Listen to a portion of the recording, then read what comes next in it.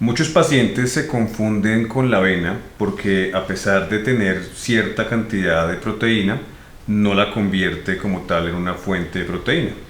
La avena es un carbohidrato y gran parte de su aporte nutricional lo que hace en nuestra sangre es generar una elevación de los niveles de glucosa y los disparos de insulina.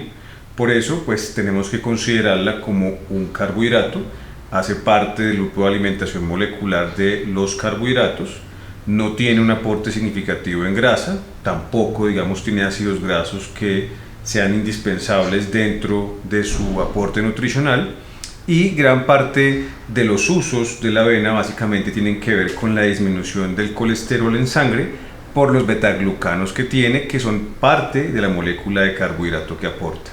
Entonces, si queremos usar la avena dentro de la alimentación molecular, lo importante es no combinarla con otro carbohidrato, es decir, no mezclar, por ejemplo, avena con leche, mezclarla con una fuente de proteína, que puede ser un huevo, y de pronto remojarla en una grasa, que puede ser una leche de almendras.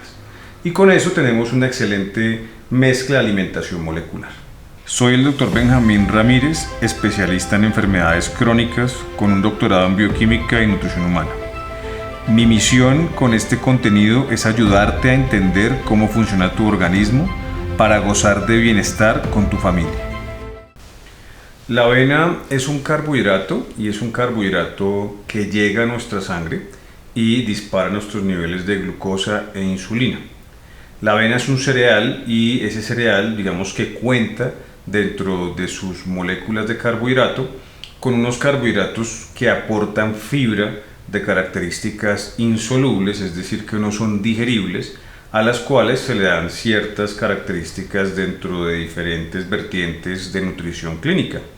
Los betaglucanos particularmente hacen parte de esas fibras insolubles. Esos betaglucanos básicamente juegan un papel importante en el intestino delgado humano y es donde se lleva a cabo el transporte inverso de colesterol, es decir, nuestro cuerpo a través de la vesícula biliar logra llevar a cabo un transporte de colesterol y cerca de la parte final del intestino delgado vuelve a recircular ese colesterol que vuelve a ingresar a nuestra sangre. Y para mantener los niveles de colesterol malo, LDL, y colesterol bueno, HDL, de una forma más, digamos, amena para las enfermedades crónicas, se debe mejorar ese transporte inverso de colesterol. Es ahí donde juega un papel muy importante la avena, porque esos betaglucanos secuestran, es decir, no dejan que se reabsorba el colesterol. Por lo cual, digamos que la avena en ciertos estudios científicos ha demostrado ser un alimento funcional que hace que los niveles de colesterol sean modificables. Y por eso a la avena se le atribuyen propiedades positivas en salud.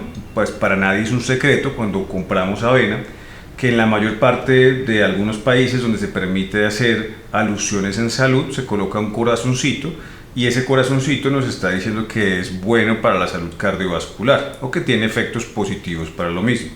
Entonces ahí es donde tenemos que basar realmente la funcionalidad de la avena dentro de la alimentación, dentro de la nutrición clínica. Pero esto no quiere decir que no sea un carbohidrato. El residual, que no es betaglucano, es un carbohidrato que es disponible, que llega a nuestra sangre, que eleva la glucosa y efectivamente nos dispara insulina. Entonces por eso la avena no la podemos contar como si fuera algo ajeno a la alimentación. Es decir, tenemos que clasificarla dentro del grupo que corresponde. Cerca del 20% es carbohidrato. Y ese carbohidrato básicamente su cantidad insoluble no es más del 5%, es decir que los betaglucanos de la avena no son tan concentrados, por eso generalmente los betaglucanos de la avena se venden en forma de pastillas o nutracéuticos para concentrar ese efecto sobre el transporte inverso del colesterol. La avena cruda, es decir, el cereal crudo como tal, no logra tener esas concentraciones de betaglucano tan importantes como se logra en un nutracéutico. Entonces, aquí hay que tener varias conclusiones a la mano. Uno, la avena es una fuente de carbohidrato. Dos, tiene efectos positivos en la salud cardiovascular, sí, pero si se concentra el betaglucano y si la persona se expone a este de manera frecuente, no una vez por semana, para tener ese efecto terapéutico en nuestra sangre. La avena no tiene gluten, que es algo importante entender. ¿Por qué la avena no goza de popularidad en personas con síndrome de intestino irritable, de disbiosis, de permeabilidad intestinal, porque precisamente esos betaglucanos se fermentan y al fermentarse pues generan complicaciones en las personas que padecen de ciertas condiciones de salud.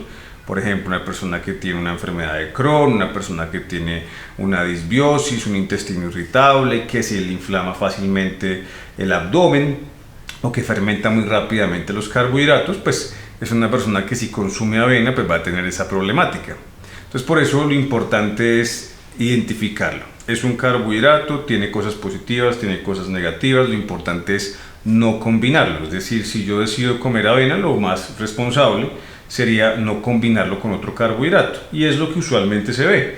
La persona combina la avena con yogur, la persona combina la avena con leche, la persona combina la avena con fruta, con otro cereal, por ejemplo en una granola, y ahí es donde ese producto se vuelve más agresivo para las personas que forman bastante gas después de ingerir ciertas fibras, porque el betaglucano se está mezclando con otras cosas, por ejemplo como el gluten. Entonces por eso la recomendación sería no combinarlo para que no se fermente, ¿sí? Entender que es un carbohidrato y que para hacer un plan de alimentación que revierta y que esté a favor de lo que nosotros promovemos en alimentación molecular, que es luchar contra las enfermedades reversibles y prevenirlas, en este caso sería combinarla con una molécula de proteína y con una molécula de grasa. Por ejemplo, si yo cojo la avena y la cuento como mi carbohidrato, la puedo mezclar con algo de leche de almendras. La leche de almendras sin azúcar puede ser hecha en casa o puede ser una marca que no involucre el azúcar dentro de sus ingredientes. Ahí tendríamos una grasa en combinación con un carbohidrato que sería en este caso la avena. Faltaría entonces ahí la molécula roja, que sería la proteína, que puede ser de origen animal o de origen vegetal. En este caso, pues de origen animal podría ser perfectamente un huevo, y ahí tendríamos toda la combinación.